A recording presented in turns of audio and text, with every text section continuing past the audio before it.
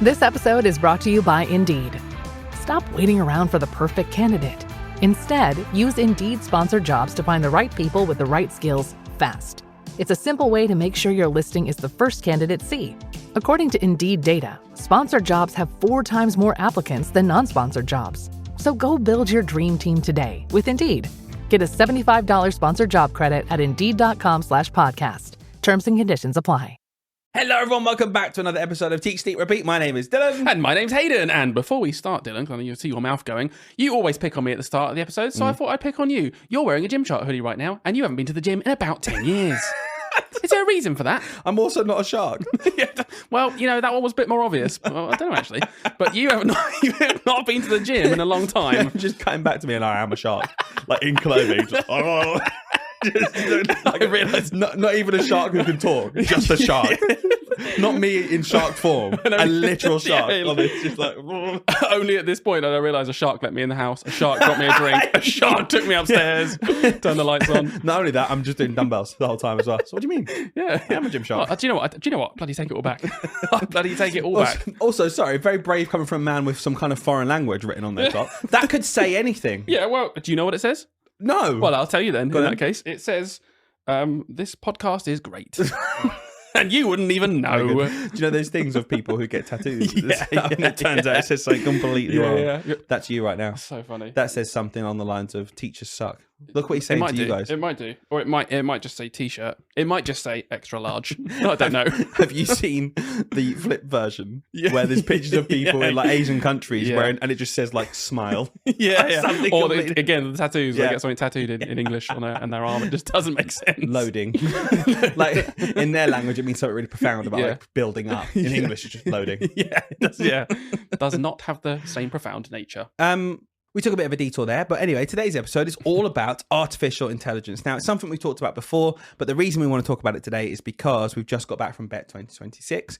And I would say the biggest thing on my mind when I finished was, sure, excitement. There's lots of real good use cases for artificial intelligence and how it can help education. But also, I can't shake off, and I've never been able to do this in education, the reality of actually implementing it and how realistic it will be and what will actually happen then in the future. So do you want to lay a bit of context down, a little bit of our thoughts and what we even did there? Who did we hear? Yeah, sure. So like just to sort of jump on what you said, my first thought at BET was, is there anything but AI? Because there was Right. so much stuff, right? And even last year we went and we thought, oh wow, there's a lot of AI stands popping up now because it was kind of, you know, the rise of AI. But it felt like genuinely everything was about AI there, wasn't it? Like all of the talks, because we booked in for a few talks in the arena, which is really cool.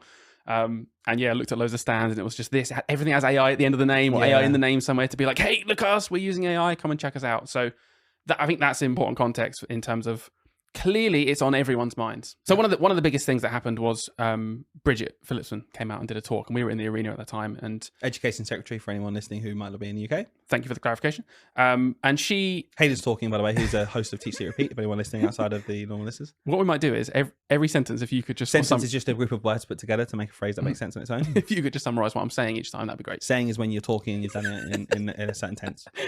This is horrendous. I'd be impressed if you can carry on doing it. Go on. Right, so yeah, Bridget Phillipson came out and did quite a long talk, and a lot of it really was centered around AI and how she thinks, and the government, I guess, think that AI can be a huge player in solving a lot of the problems in education. It's quite a wide open point. I don't know if you want to sort of nail down and start anywhere in this. Yeah, it was good. Do you know what I'll say? Genuinely, Bridget Phillipson, in my time as a teacher, I think it's the most I've seen passion come through. Yeah, for sure. And genuine desire for implementing technology in a way that's going to help teachers, and just passion for education in general, and specifically around social mobility and SEND. Yeah, that comes through in everything she says. So like I feel very grateful. You know, I've seen the merry-go-round of education secretaries over the whole time that I've been a teacher, and I do think that her message is on point, and I do think she's saying the right thing. So that's a really good, solid start. Genuinely, I just feel like sometimes when she was talking about what they're doing and implementing, she announced like 6 or 7 different things. Yeah. It turned into a bit of a party political broadcast, really, Yeah. which I understand. Obviously, she's going to do that. It's a good place to announce these things. But it felt like, yeah, they're putting money in the right place. It's not enough money, I don't personally think. No. And the big push about how technology can transform education and help teachers, she was very, very, very clear. It's not about replacing teachers. We'll come on to that later because I'm not sure. in general what will happen. But she was very, very clear about how it's helping teachers and students, right, and kids to learn more. My worry with it is that the actual physical hardware and technology, I've got an iPad here, in classrooms does not remotely match what the vision is for using it to help children and teachers alike. For sure. That to me is the thing that screamed out. That I would just want to get on the rooftop. I want to start a podcast, where I've got people listening and If only. if we only had a platform to talk to people and just say, this is the issue. Do you think then, because I've been really thinking about this since at the first, I was very much on the side of one line of thought, which is schools don't have enough money to get the tech, to get the iPads, to get the computers, the laptops, whatever it is, to be able to harness the full power of all of this tech, whether it's AI or not. And that's where I started, and I'll share my sort of thoughts now. But is that what you think? Do you feel like the problem is simply this? Schools aren't being given enough money to invest in tech. That's it. There's multiple things going on. Lots of schools have enough tech. So where do they get the money from? Yeah. Right? They got the money, clearly, right? I think lots of schools are making decisions maybe to spend money elsewhere. I think that's also because of necessity half the time, right? We've got a bunch of money. What we're going to spend on, okay, maybe cover, because we need to cover our teachers properly. Or maybe I'm going to spend it on playground equipment because PE is very important and physical health is super important. And maybe in my catchment area, actually, we're really behind on a certain thing. So I'm going to boost some money into that. All these decisions are fine and make sense. But unless you have a real clear tech pot that is for tech, money's going to hemorrhage out of that. So I don't think it's just simply saying the government aren't giving enough money. I think it's a whole system of we need to simply have a set of money and funding going into schools to make sure tech is up to date and it's ring fenced and it's extra and it's important to have, because it feels like, again, it's just another thing that the government can say is really important and will really transform things. Can you please just make sure you do it? It's like, oh wait, I've got 30 Chromebooks between 120 kids per year group and 4 of the Chromebooks don't work at one point. It's like, okay, cool. Let's look at all of the really good tech options for children that can help their learning. We need more of a ratio than that for it to actually be effective. So we have to make sure that schools are getting the technology they need, because I can imagine a school in a rural area looking at what the government are saying and nothing will cut through, because the first thing that school in the rural area needs is the funding to have the technology to be able to access it.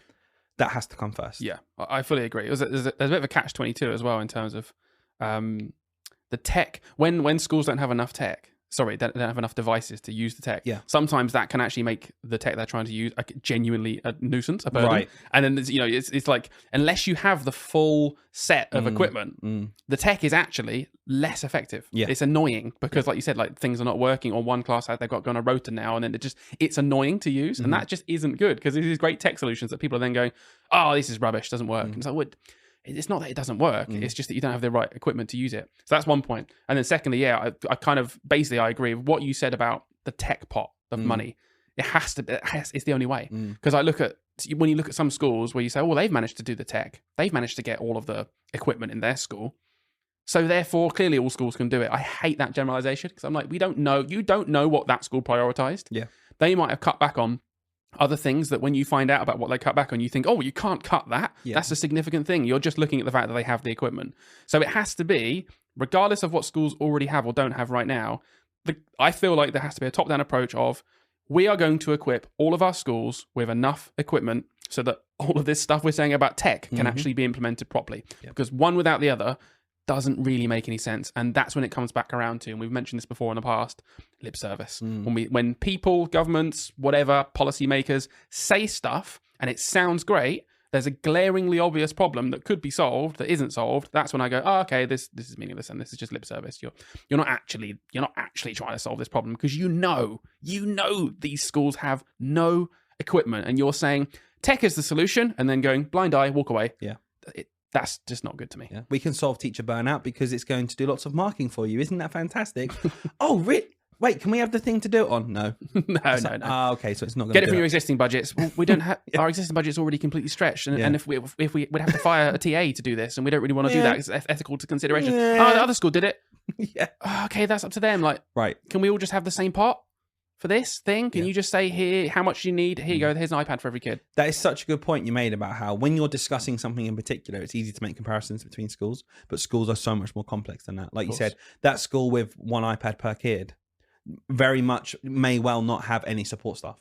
They may have made that decision, right? And I'm not saying that's the right way to go either, because I think people can sometimes think, oh, well, you're saying more tech in the classroom. That means at this expense, that's bad. You're terrible. No, it's not what I'm saying. I'm just saying that as a baseline, we need to have that. There's something else that really jumped out at me that I find fascinating is the political problem. Like, I genuinely understand how it's easy for us to sit here and say, well, why don't you just do that? Isn't that easy? If you don't go on politicians, why don't you just give everyone an iPad, etc.? They must be constantly walking a tightrope of appeasing people. At the end of the day, they're there to serve the people. Yeah. And there is a significant portion of society, and it's growing, who look at tech and say tech in schools and screens in schools equals bad. So in the one breath, you've got the government saying how important tech is for the classroom. I agree, by the way, because they're going to enter the real world, which is so tech heavy. We have to make sure that they're learning how to actually use these devices properly, and also just like get the most out of them, right? But then at the same time, we're explaining how it's so important to do that. Tech's really important. It's going to save teachers time in the classroom. Kids need to use it and use it well. At the same time, you've got people saying, no screens in the classroom, technology. What? My kid has any technology in the classroom? I'll be taking them out of that school then. That's awful for them. And you've got the government releasing advice on screen time, etc. in the early years. They're going to be releasing, as Bridget was saying, they're going to extend that and give advice for infants, give advice for primary, give advice for secondary. So that's going to be given, right? So it'd be really, really interesting to see how this tightrope is kind of walked, because my genuine opinion is we need way more tech in schools. But I do think there'll be a big pushback from a big section of society. It's like, how do you even go about that? I do wonder if that guidance they're going to bring out, the screen time guidance, which they're starting with sort of early years, and then they're going to, she said they're going to work their way up. It could be a really big force for good, Yeah, like it could be the government's way of very nicely saying to parents and people who are, or carers, whoever, who are sort of anti-screen time completely and can't see the nuance between YouTube algorithm brain rot and actual educational software that's really helpful. Like Mathsu. Can't see the difference between just randomly pick one out there. Yeah, I just thought of one off the top of your head. Yeah, Mathsu. Yeah, exactly. Book a demo down below. But you're clever. You're good at this. So, but what that guidance might end up doing is actually saying, oh yeah, a little nod to it. Yeah, too much screen time is bad, but, and then really from a top-down policymaker's perspective, just say, but you do just need to stop putting it all in the same category though, because this is actually good. Government is saying this is okay, this is fine. Can we please stop panicking about it? And yeah, this stuff that we all think is bad is funnily enough bad for kids. Funnily enough.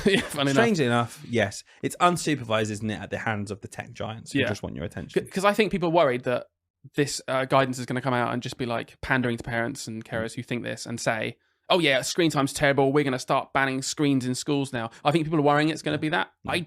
I'd be very surprised. It's not. If that's what it was. And also, this is the thing. There's no nuance in. This is what I mean about it's a tightrope, because I get what you're saying, right? It could be a blessing in disguise where it brings everyone together, like it's lovely and roses. What will actually happen is both sides will think it doesn't go far enough for their side, and both sides will hate it. It's like the guidance that was released about early years screen time, right? You had some people who said it should completely say no screen time ever for children. That's ridiculous. Isn't that awful? And it said, actually, it compared between 5 hours a day and 45 minutes a day. Even 45 minutes a day is awful, and they weren't happy, right? Yeah. Then the other side, you had children of parents of special educational needs children who say that the screen time is a real device they can use to help their children actually get through the day. And they were annoyed because they were saying, you're not thinking about SEND children in this. And I just look at them, everyone in this situation, I just go, it's a guidance document. Do you know what guidance is? Guidance isn't every single person in the world needs to follow this all of the time. This is just some advice. Yeah. What do you want the government to do in this situation? Because if they wholly side with you, they're going to alienate 99% of people. This isn't for an individual. This is guidance. It's best practice for most children. It's not hitting everything at once. And I just worry that as we extend this up, anyone who isn't on the exact 1 percentile of what the guidance says will think it's too far the other way or not quite right. And it will end up making more people angry than actually making them feel better about it. And I just think that's what I mean when I say it's a tightrope. And I think what the government has to do, and what I would love to see more of from politicians in general, is have an ideology that's backed up in evidence and research and means something, and go with it.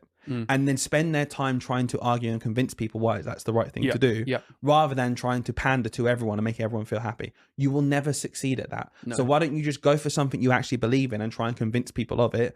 You got voted in for a reason. Just go forward and do it and explain why it's a force for good. And you know what? If it doesn't work in the long run, you'll be out of office next time. Yeah, definitely.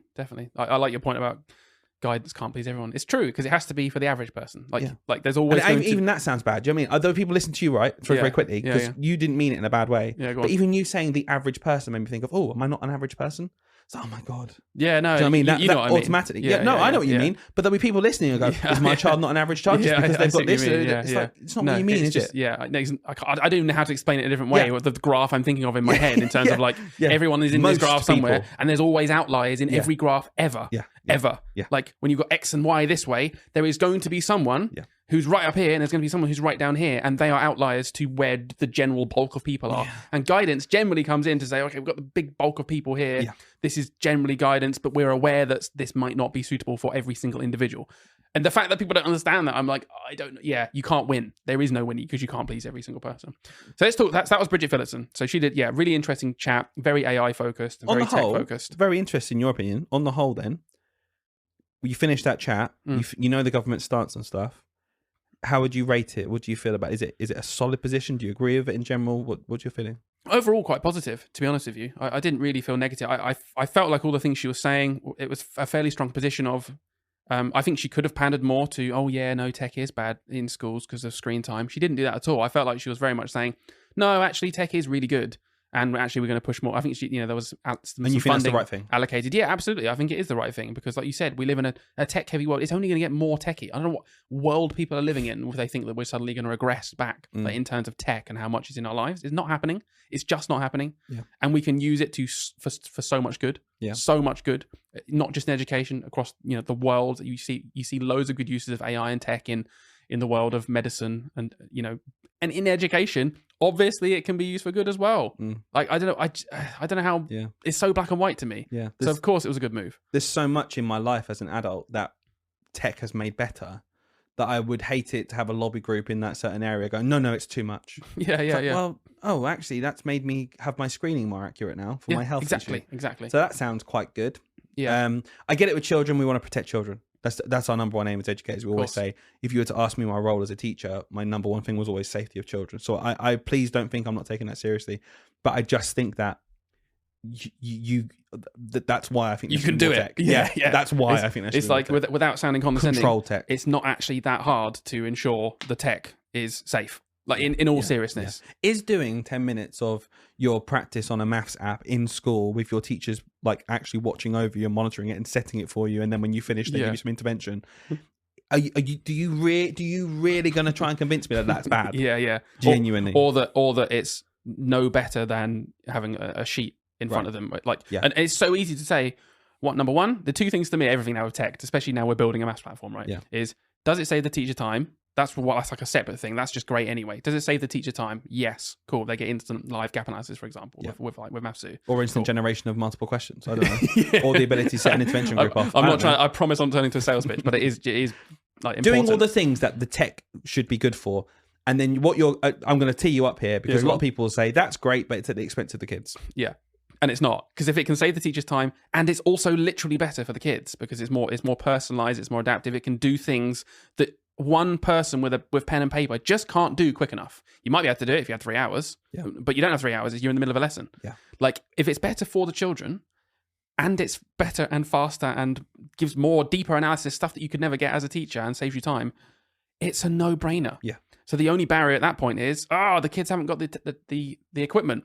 So that's why, full circle, finishing this conversation about Bridget Phillipson and her chat, that's why, to me, it's been out, like, this stuff's been around for like 20 years. Yeah. Do you know what I mean? Like iPads, it's not like it's brand new and it's like, we're working on it. We're going to start getting that funding together for this new tech, for this new equipment in schools.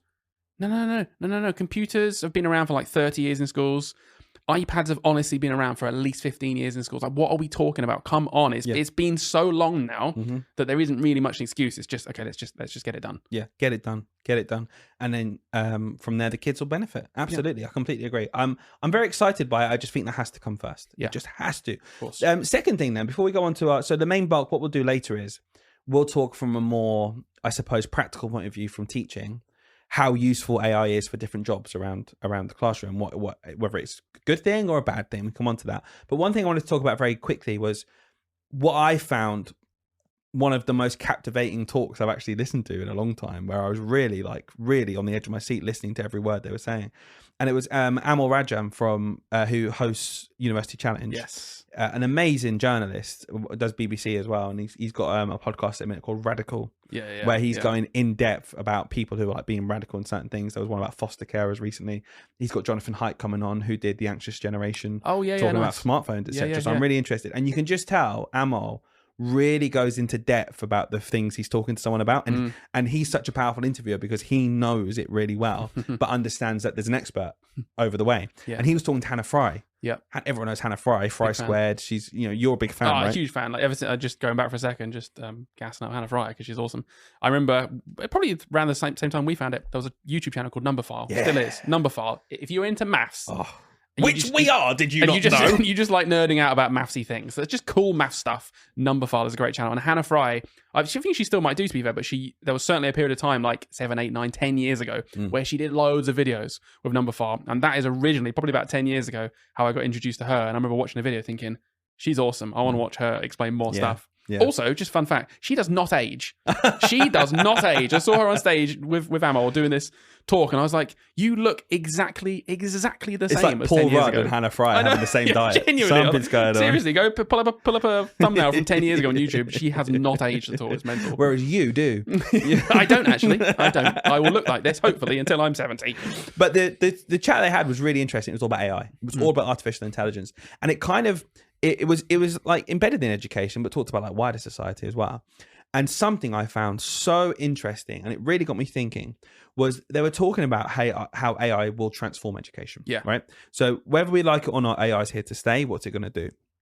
And they spoke about how currently AI, for example, there's a lot of worry in university for students, etc., sixth form, how AI is writing essays for the children. And it's like, cool, I've got a shortcut now. I can just write an essay, get it done, get it graded. There's my B, boom, I've got it. And it really highlighted this issue and this thought about how, what is the point of learning? And AI has really put a microscope on it, because for those children, the point of learning was to get to the grade at the end. And that is something I think is so problematic in education all the way through. That what's the point of learning? To pass the test. What's the point of year 6? To make sure the SATs results are good at the end. What's the point in secondary school? To get your GCSEs for your qualifications. I understand in isolation why those things are important, but it became the whole reason for education for a lot of teachers. I've got to get them through this test. I'm just doing it for the test, doing it for the test. AI comes along and makes the end product something you can just do in 5 seconds. It solves the problem. If you think about it, AI is solving that problem. I've written an essay for you. I've saved you 6 hours. Isn't that what everyone says AI is for? Isn't that fantastic? And for me, what it's highlighted is how education needs a revamp, whether we've got AI or not. Education needs to be recentered to the act of learning is the point of learning. Why else do we learn if not for the journey and the struggle and trying something and getting it wrong and finding something out and seeing that it works and spotting patterns? The act of doing that, much like problem solving in maths, the act of doing something you don't know how to get to the end, but you're going to try and get there anyway based on what you've learned with someone, a teacher normally, alongside you, prompting you in the right direction. That's the point of learning. And I found it fascinating how they spoke about how AI is taking that away and it almost doesn't matter anymore. And I'm interested to hear your points about, we talk about AI and tech and how it's so important that it should be implemented in education correctly. Do you think that's a problem and an issue then, that it could end up being, we're not really focusing on what's important? Oh, big time. I think Hannah, she went really like meta with this, and she was talking about almost like the whole world and just even like lifespans. And she was like, and I agree, we really just need to challenge the status quo completely of like how life works now. She was like, AI is going to be so disruptive and such a fast moving tech that we already need to stop looking at life as, oh yeah, you go to school, you work for X amount of years, you get these grades so that you can get this job, and you work that job for 40 years so that you can retire and have a nice bit of time before you die. That is what she said. And she was like, that's just not going to be a thing anymore. Like, we're already seeing the disruption of people having to retrain after 5 years in a job because, oh, AI can do it now. It's happened in the short span of AI going from this little gimmicky thing to where it is now, of in that time, it's already eradicated certain jobs, or at least huge, chunks of certain jobs. And that's just it just fascinates me. Like, it not only does the education structure of education just need to be completely dismantled. All of life. It's just like we need to start. What are we preparing children for? Because ultimately, it's for the workforce. Generally, that's what society says about education. Well, the workforce is changing rapidly, and the workforce is going to be nothing like it used to be. So, actually, what are we preparing kids for? And it kind of went back to that question of what are we doing? Just getting essays done quicker and getting grades isn't even useful anyway. That's the irony of it. It's like, you know what? It's not even that useful now. It's solving a problem that doesn't need to be a problem. We've made it a problem. So here's the beauty of it. It's solving a problem for the workforce of yesterday. Yeah. It doesn't even solve a real problem anymore. No. It doesn't make sense. So everything's outdated. It all needs to be restructured and rethought of. I think it's a huge problem. I don't think there's going to be any quick fixes to this at all. What I found really interesting as well on the back of that was how, it was a big talk. That's why I loved it. I think that's why I was captivated, because it was about big things. And it started with education, but you very quickly found out that actually education is life, is everything, right? And they spoke about how, again, it's this backdated view, much like what you said about go to school, get a qualification, get a job, retire. There's also a backdated view that you kind of don't have to keep learning new things. And this idea of like learnings for school, keep it back then. It's actually with the advent of AI, and she was saying, and Amal was saying, both of them were saying how they're more curious and find out more things than ever because they can use AI to superpower things, to superpower research, to find things out. And I was like, yes, that's what we need as well. We need an entire population who's thirsty for knowledge, right? Yeah. And unfortunately, in school right now, I don't think we're feeding that thirst for knowledge enough. No. I think we're feeding a need to pass an exam, feeding a need to write an essay. AI is going to come along and do it even quicker and get us even further from creating a generation of children who want to learn for the sake of learning. And what that will do is, in the short term, cool, grades might be okay for a bit when we're just marking an essay, but it's going to be a double whammy. Because like you said, the qualifications won't matter anymore because the jobs won't be there. But also then when they're adults, they'll have no experience in the act of learning or no desire to want to find out more because they just think a bot can do it for them. And that's where we have to teach children at some point in their journey through education how to use AI to not do the work for them necessarily, but to help them with their learning and the journey themselves, and make AI work for them rather than just exporting all of the output. Couldn't agree more. To superpower their critical thinking skills. Exactly. To superpower their enjoyment of learning a particular subject that they've just found out about. But how long have we said that? It feels like AI is just putting a microscope on it. It's like, oh, AI's come along and can do the thing we've always thought is pointless and stupid, even quicker, so kids have to do less. It's like, cool. The problem remains. As a teacher, I want to inspire children. Okay, I want to inspire them to want to find things out. My job, I always thought of when I was in front of my class, was I want to trick them into thinking they're deciding what comes next. I want to make them think that they're on their own journey, which they do as much as possible, but I'm curating it. My job is a curator, and my job is to inspire, to make them think something. I want them to think of the next thing in the progression without them thinking I've made them do it. Or without you just telling them. Because it's like, obviously, Exactly. And you're thinking, you're asking the questions like, what would happen here? You know exactly what would happen. You're curating a curious mind. That's what you're doing. Yeah, that's what you want to do. And how boring and droll are the lessons where you just stand at the front and just tell them things. If I wanted to, there you go, there's AI. AI can do that. If we want to, we can just get it on a voice note app, read out some facts to the kids. What's that going to do? I want to inspire them. That's where I think there is still that difference between the teacher delivering a curriculum, inspiring children, and what AI can currently do.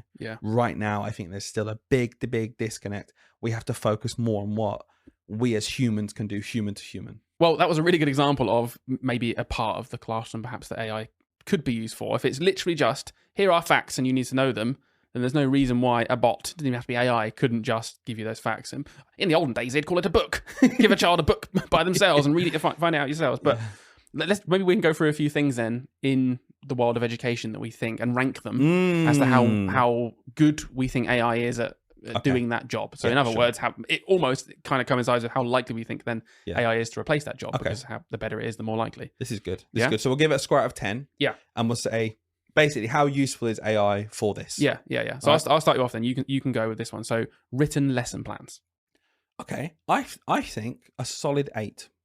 A solid 8. Explain. Because again, there's going to be context to all of these, by the way. People hear 8 and go, what? Either way. The solid context here is that AI now, especially large language models, can be trained on documents you upload. Right? So you might be uploading documents from your curriculum. Okay. Also, very important, the prompts you put into it. What I'm not saying in anything, I think I'll talk for both of us now. I don't think either of us are just saying press a button and hope it comes. We have to have the understanding here that what we're doing is prompting AI to do this for us. Yeah. So this is only as good as your prompts at any point. But if your prompts are good, especially I'm thinking of medium to long-term planning, if you want AI to organize your learning in a structured order and you're putting up the curriculum for it, I think it'd be very good at putting that into a table for you and mapping out across the year. Yeah. That kind of grunt work that you could sit there and do it on Excel if you wanted to, AI can do that in 10 seconds for you. I think that's fantastic. Yeah. The actual content itself, the reason why it's not more than an 8 for me is because I think personally, the content will always come from something else. Even if I was curating it, I'd be getting my content from somewhere else. I'd be reading through the content and deciding what to do. AI, I'd be giving it that. Right. Yeah. So it's still don't just think that I'm hoping it does the right thing. And the reason it's not 9 or 10 is because afterwards I'd be spending time going through what it did and editing it. But I think in general for written lesson plans, I think written lesson plans on the whole, especially when you're more experienced, are an absolute waste of time. Yeah. I was gonna say, what about in the classic situation where you've already planned your lesson in terms of however you do that, whether it's a PowerPoint or in your mind or it's a practical, whatever, and then the school policy is, oh no, you have to have it written down on this planning format. You've already done the work. There's nothing to gain for you in the situation of writing it down. It's just for the school. In that situation, it's a 10 out of 10 because I'm like, I don't even want to do this anyway. So if someone else is, and if AI can just take what I've already done and just put it into some lovely written lesson plan for someone else, great. So here's my big worry for AI. Not worry, but I can see this happening already. Is people become obsessed with AI and try to shoehorn AI into every single part of their team's life. So let's say you're the head of a school or a trust and you think, well, I need to get AI in everything for productivity. We must get it in everything. Sometimes I think it adds steps that you don't need. Right. So whilst, okay, sure, in your context there, right, of your written plan, you've already got your smart notebook or your PowerPoint for your lesson. You're ready to teach. You're as ready as you can be. But there's your school go, no, I need a written plan. Just put it into AI. It'd be so quick. It was like, okay, any second I put into making that is seconds I didn't need to spend. Yeah. But they'll look at how long would it have taken you if we hadn't had AI? Yeah. It's gone from 1 hour to 10 minutes. Isn't that fantastic? I really need people to understand here and just be nuanced and think about stuff moment to moment, because actually, no, you haven't saved 50 minutes. Okay. You've wasted 10 minutes. Yeah, definitely. It's like Amazon Black Friday. No, you haven't saved £200 on that Hoover you don't need.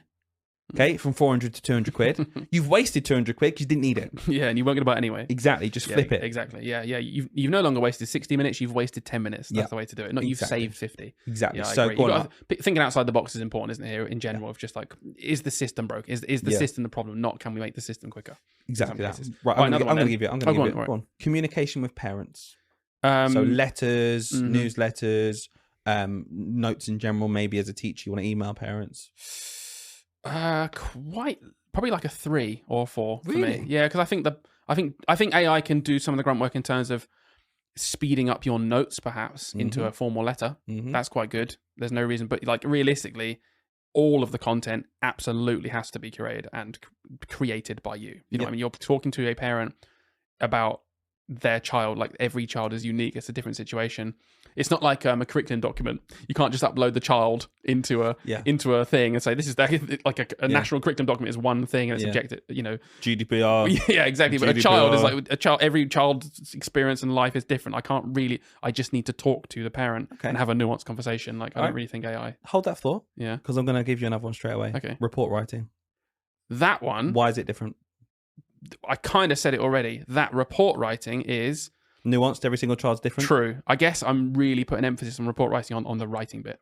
Communication with parents to me is like phone calls and, like you said, maybe notes or chatting after school. Like it's kind of like AI's. I can't see it replacing much of that. Okay, so for communicate, let's be really clear then, because that's very interesting. For communication with parents, what you're saying is actually you should be doing in-person stuff more. Yeah, realistically, and I don't think AI should be taking that away from the experience of school and the relationship between parents and schools. Okay, very interesting. Whereas report writing is traditionally a piece of paper with writing on it. Sure. And to me, I mean, I've done it for years. There's just no benefit to me writing out the paragraphs myself when I can just put all of my bullet points that I would already have written. So in both situations, AI or not AI, I'm writing some bullet points out about a child and the things I want to get across to their parent. Then I'm spending either 15, 20 minutes curating a lovely paragraph that's written really nicely, or I can spend 5 seconds putting it into AI and saying, this is my writing style. Can you just put these notes into a paragraph and then proofreading it?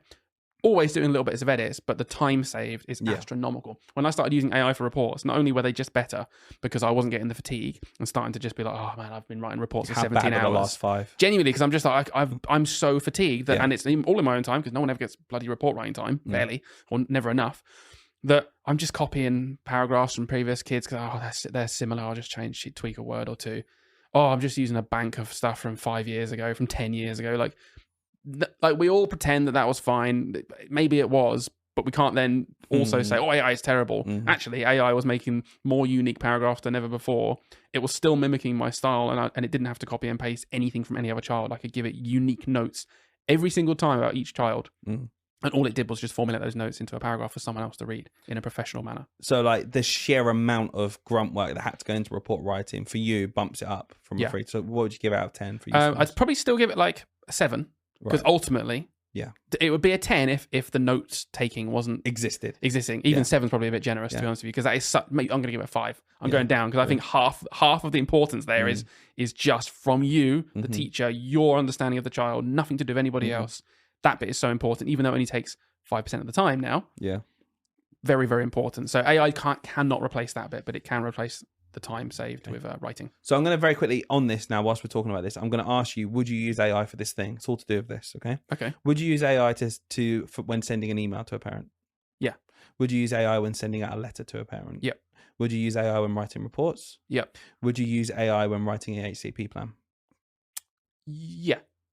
Interesting. Yeah. What made you slow down? Because I was thinking that's more sensitive and, again, like a bit more nuanced. But actually, realistically, do you think it's worth the time, though? Or are you really separating out? Look, I put the grunt work. I put the actual work. Potentially, yeah. I think because you have to put so much careful consideration, thoughts into like kind of your note taking process when writing the HCP in the first place. That kind of becomes the HCP. I'd probably avoid it. So there might actually not be that much difference there because it's so from you. Trying to see where maybe your line is basically. You know, like.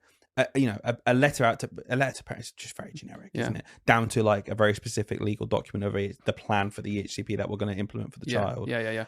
There's got whether I'm right or wrong, there's got to be a line somewhere, in my opinion.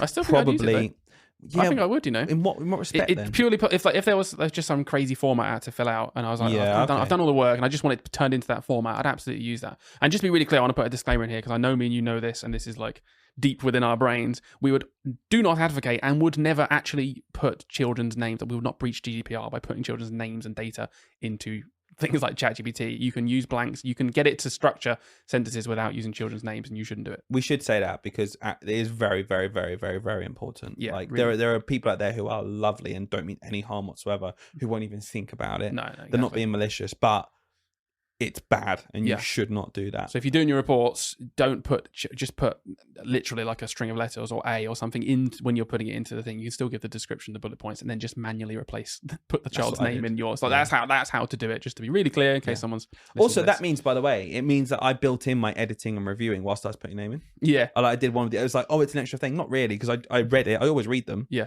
and anytime it said name, I'd write their name in. Then I'd keep reading it, and I'd edit maybe something else. Oh, I don't quite like that wording. It's not quite right. I edit that. Put the name in. It worked quite well. Yeah, it was absolutely fine. It was still a huge time save for unique reports.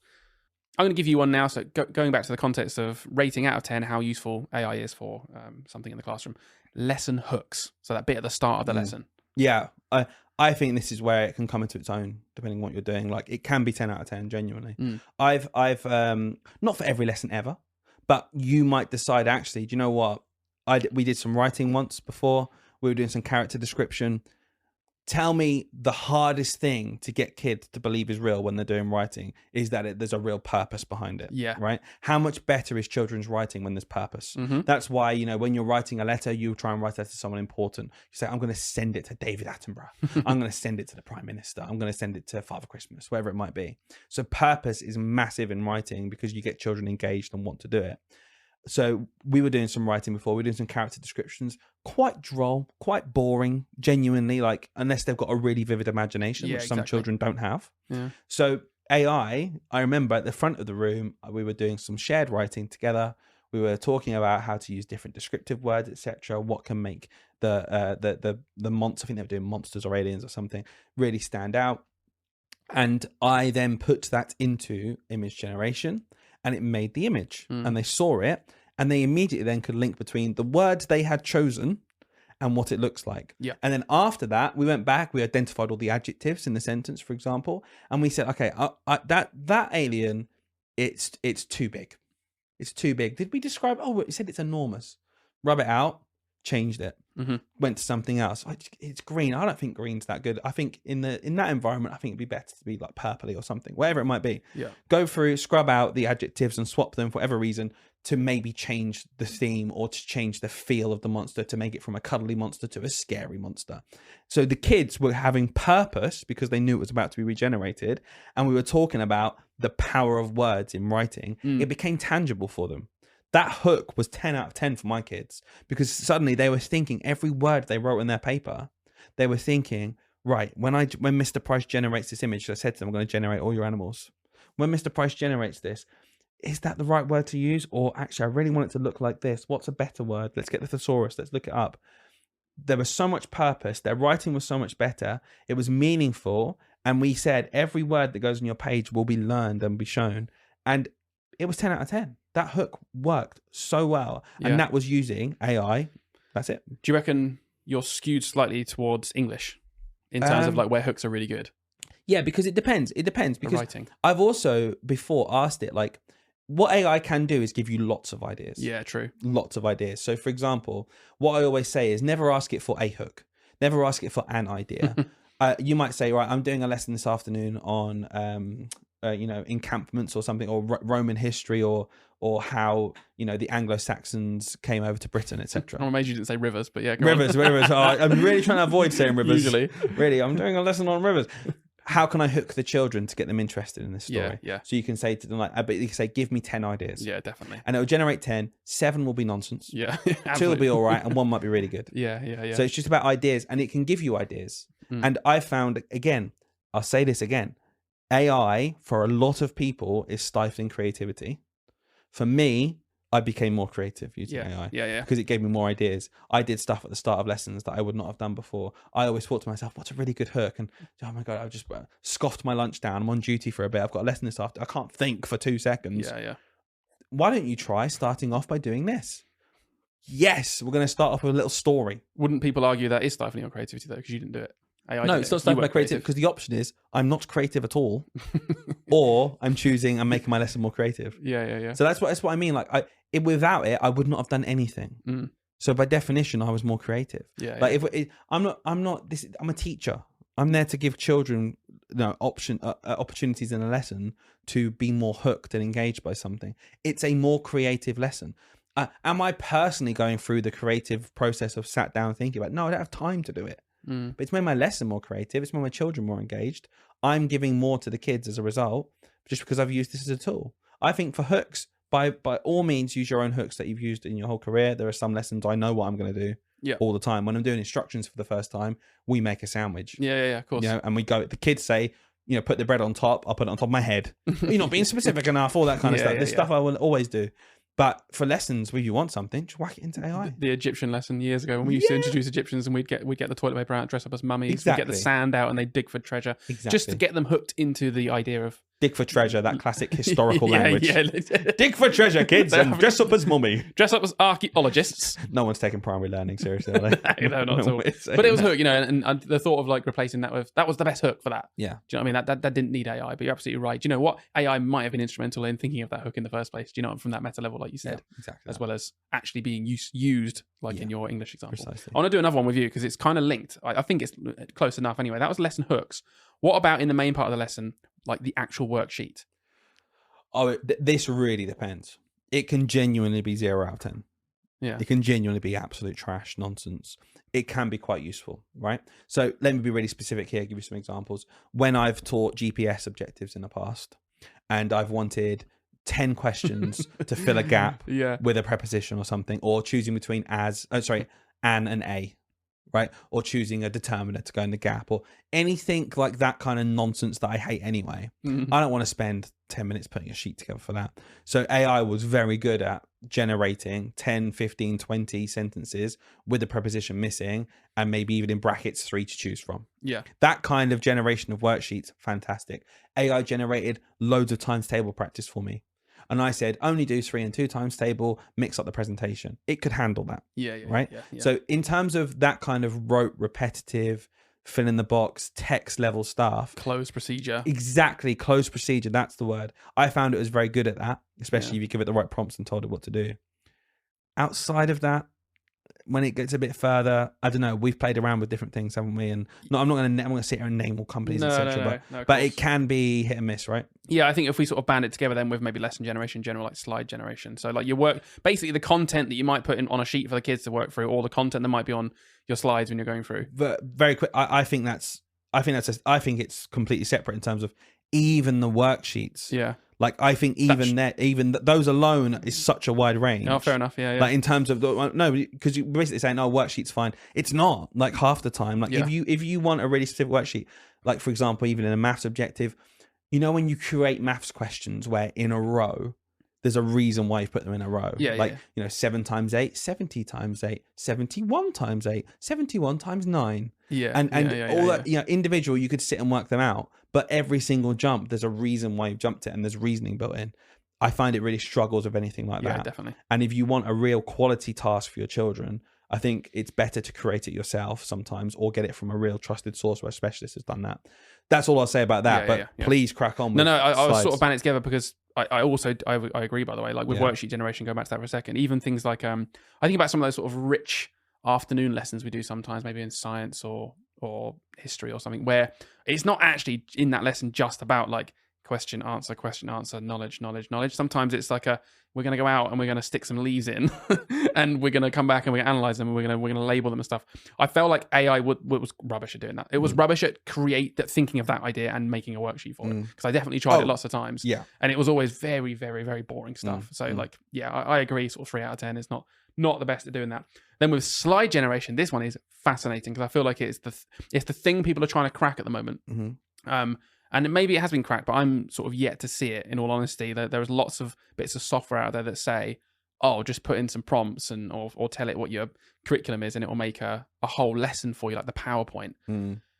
And I've tried a few, and I'll be honest, I would not use them in my class. I would not use them. Like, even you could argue, or maybe it just gives you a starting point, a base point to sort of adapt from. Even that, I was clutching at straws, to be honest with you. I was thinking, I have to edit this so much that I might as well just start from scratch. Like, this isn't really saving me any time. And if I was to use it, it's very, very suboptimal lesson in terms of the resources being put in front of kids. That's just my opinion. I'm sure people disagree. A lot of people are enjoying using these resources because I'm sure it does save them time. But at what cost? So this is, I would say, we can probably round off in terms of the talk here, because I think this is the perfect example of how saving teachers' time and school staff time is genuinely at the forefront of everything that we should be using with tech, right? But it needs to be on a level with it being quality for the students, right? For the children. It has to be equal. It has to be, because I feel like a lot of the shortcuts currently for creating worksheets or creating slides, I'm not saying it won't happen in the future. I think we could get to a point where it is very useful. But currently, it's at the detriment of the quality of what's being produced.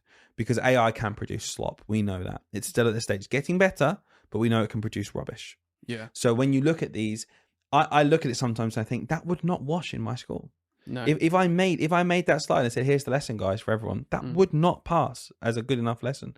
Not only sometimes in the generation of lessons that we looked at and tried, not only sometimes were the facts just wrong, which was a whole different conversation about how it's just scraping the internet.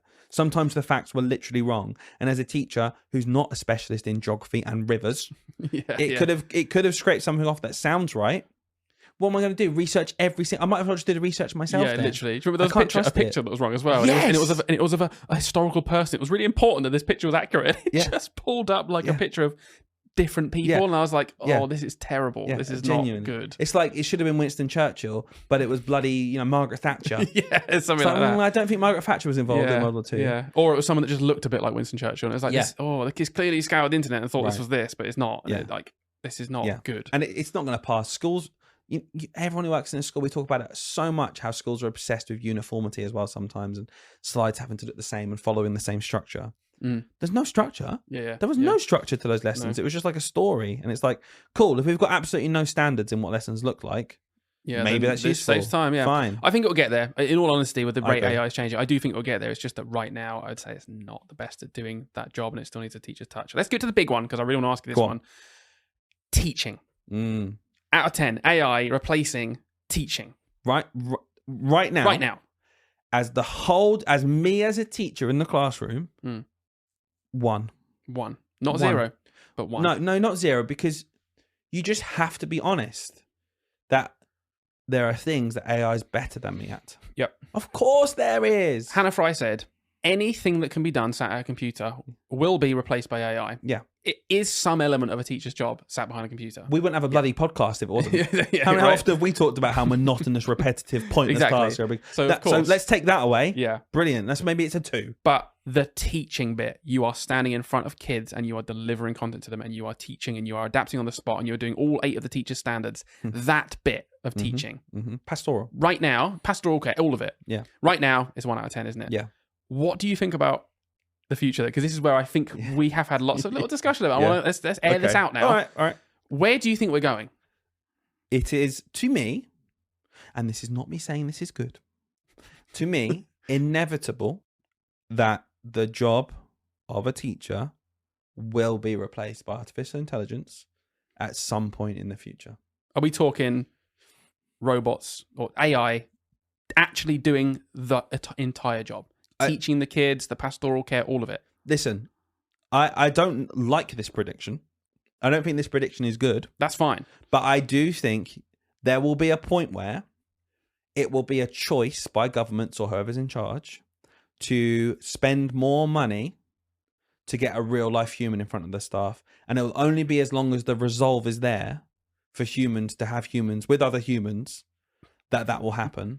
I think it will get to a point where artificial intelligence is better at everything that we can possibly do.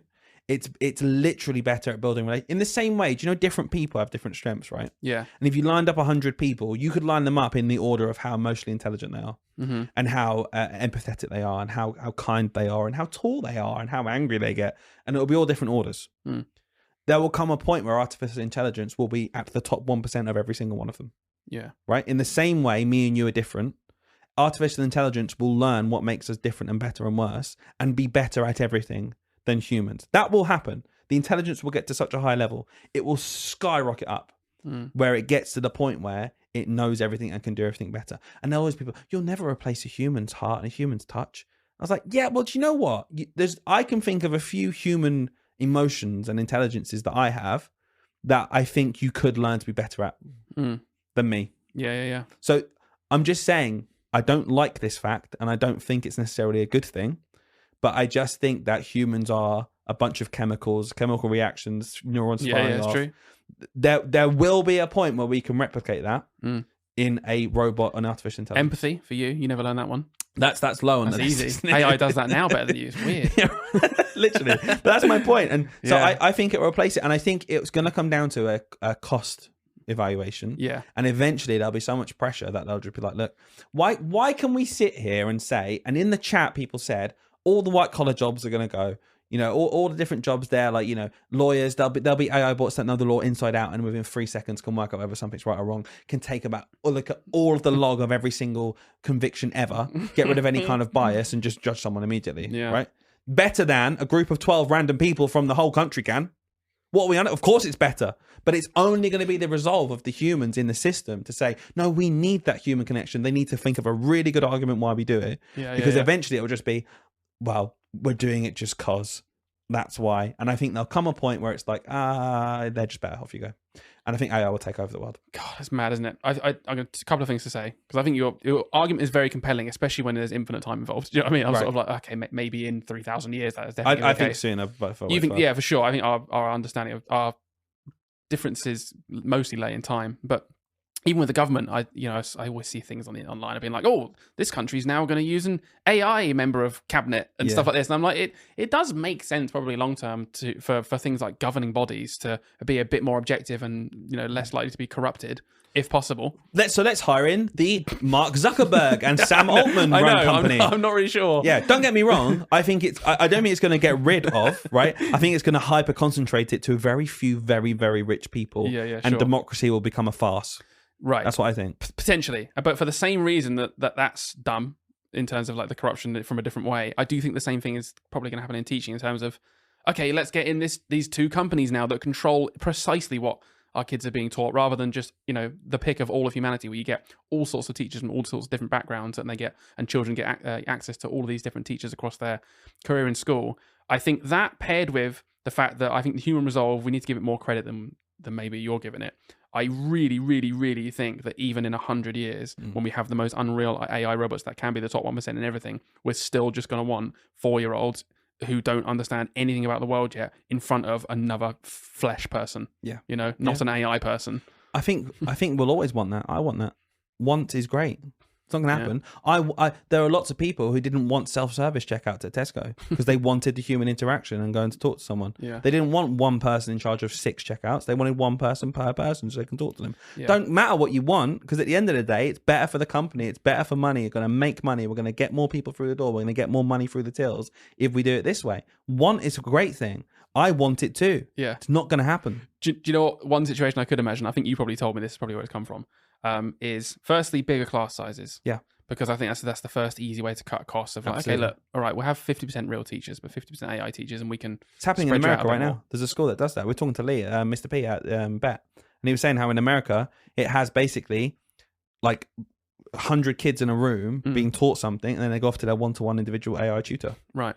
That's happening. Yeah. That's very similar to the example I was thinking of. Imagine like a big room where it's almost flipped. Like the teacher is the AI robot that's basically just sort of delivering facts. It's not really doing the empathy thing even if it's really good at it, it's not actually, we're not saying it's going to provide the human touch. And then the teaching assistants are basically just some adults dotted around who can do that human to human interaction that I don't think we'll ever not need. I don't think we'll ever get to a point where we don't actually want or need that as a society, no matter the cost. But I can imagine cutting costs of, okay, yeah, but the one at the front delivering the knowledge is like that can be a robot, and there's just a few adults around, just totally different roles. It's not even teaching assistants anymore. It's just the human to human connection people. I don't actually disagree with anything you're saying. I'm just saying I don't think that'll happen. It's almost as if the two like parts we're having here are, but I think this is important and we should still have that thing. And I'm kind of saying, yeah, but we won't. I don't disagree with you. I don't disagree with you at all. I just don't think it will happen. Is it better to have one-to-one scanners at Tesco so you can talk to someone as you're going through? I've got a problem with this. I can talk to you right away. It's more immediate. Yeah. Is that better for the consumer? Yes. Is it better for the shareholder of the company? No, because they can make more money doing something else. Yeah. The big tech giants will be a conglomerate. Everything will go through them. They will take over education as well as everything else they're taking over, and they will cut, because only be a few of them left. They will take everything. It won't be a good thing, but it will happen. Yeah. And that give it 30 years, society will look like nothing you have ever seen before, and we're going to have to relearn everything, which is what we started off with the conversation with Hannah Fry. I'm not saying that it's necessarily a good thing. Yeah. I'm just saying it's a thing. I mean, yeah, we'll have to agree to disagree a little bit. I don't equally disagree. I think that's probably what's going to happen, but I like to think that human resolve will come through a little bit stronger, and will, no matter how good AI is, not replace even if it's just a tiny bit. Just a tiny bit of what teachers bring. Still now, we've got people saying never use a screen ever. And we're like, oh my God. Yeah, exactly, right. That's so true. Okay. Yeah, I wonder how those people are going to feel when they realise that kid's teacher is an AI robot. With a massive screen on its head. Oh, no screens, you say. No technology, you say. You know what happened? Will be some other crazy tech development will happen in the next 10 years that will just be wildly different again, in the same way AI disrupted everything. And it will be something we can't even comprehend right now. And it'll be like, no, it was never going to be AI robots. It's going to be this other insane, crazy, futuristic thing. Do you know what we should do? At some point in the next year, release a podcast episode that is wholly AI and just see who notices. Yeah, that would be so good. See who notices. Yeah, and it'd be crazy, wouldn't it, if it was this one? Bye. See ya.